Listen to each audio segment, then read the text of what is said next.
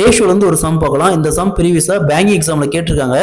ஒரு நபர் தனது சம்பளத்தை தனது 3 குழந்தைகளான A, B, C ஆகியோருக்கு 5:4:7 என்ற விகிதத்தில் பகிர்ந்தளித்தார்.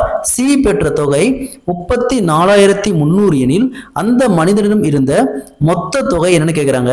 அதாவது ஒரு பர்சன் தன்னுடைய சம்பளத்தை தன்னுடைய 3 குழந்தைகள் A, B, C ஆகியோருக்கு 5:4:7 ரேஷியோவில் பிரித்து கொடுக்குறாரு.